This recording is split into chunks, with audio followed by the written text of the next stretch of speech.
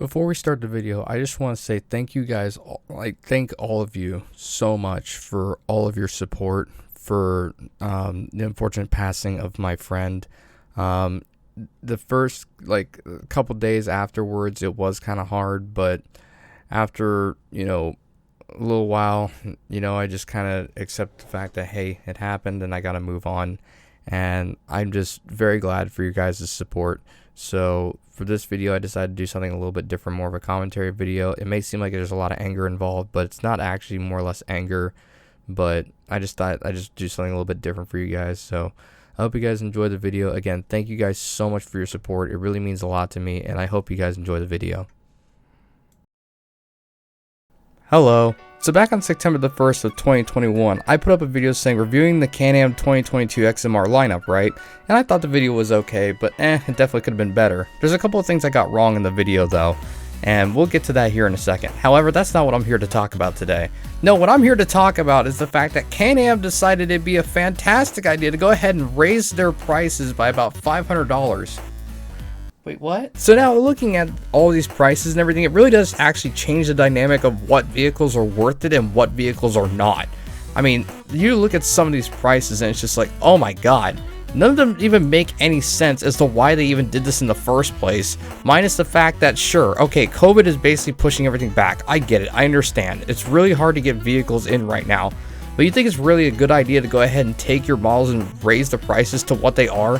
I mean, this is insanity we're talking about here. Like, quite literally. The only models that I can even say that are somewhat justifiable anymore are the 650 Outlander, XMR in particular, and then the MR570. Those are the only two that are actually worth it.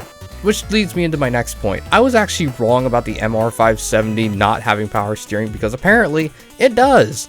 And since this is the case, that means that this is the exact same model that we've had since 2018 or whenever they decided to put the Mega Mayhems on it, which was one of the best decisions they've ever made, which easily makes this thing the best value package out of all these crapshoots. Now we go back and look over at the 650 XMR, and you look at its price tag compared to pretty much everything else, honestly, and it actually does become a lot more justifiable now, despite the fact that Can-Am, for one reason or another, still had the audacity to raise their prices, but yet they couldn't change they couldn't change the model for the XMR 650 at all. It's still the 570. Hey guys, I don't know if you noticed this or not, but whatever. And then looking at the 1000s in particular, 16.5. 16.5. This is before taxes. This is before, the supercharge. This is before everything. By the end of all that, and if you're including getting the warranty, then that would push this thing easily close to, probably well over 18 grand actually. That is ridiculous. I understand that people want the 1000. I completely understand. I think that it's a great vehicle myself, A lot of people buy this thing, especially for the short wheelbase. Now I'm talking about the Renegade in particular, but I mean, this is completely absurd. Look at this price. I'm sorry, but I mean, come on. Can-Am, I love you, and I'll buy your vehicles, I have no problem with that. I'll definitely take them over a Polaris or anything else for that matter, but you have to understand that looking at something like this is completely not acceptable in any fashion.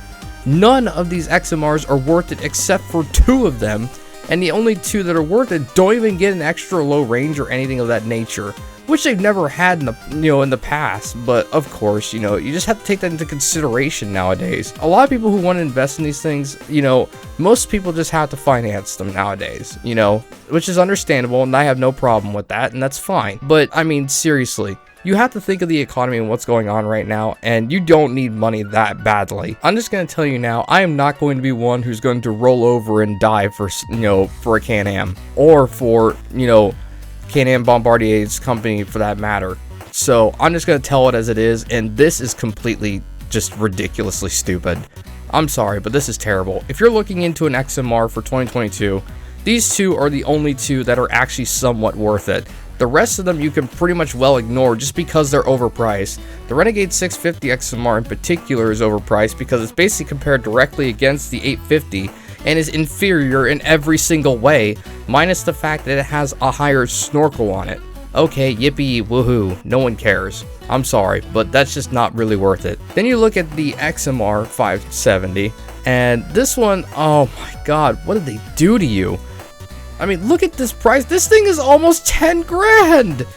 It's almost 10 grand for an L model.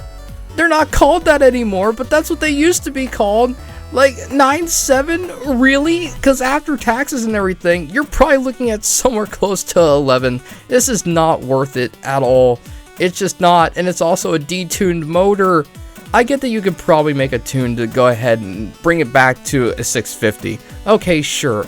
But again, you have to understand, look at this price tag for a 570 when you can easily go get a Grizzly and it would almost be cheaper. That's actually not true. The Grizzly is actually a little bit more expensive, but that's beside the point. They're basically directly compared against each other, and I think that's just absolutely ridiculous.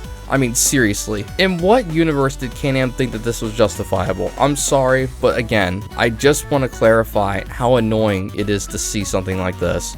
But whatever. I hope you guys enjoyed the video, and if you liked the video, subscribe, you know, all that stuff, whatever, and I'll see you in the next one.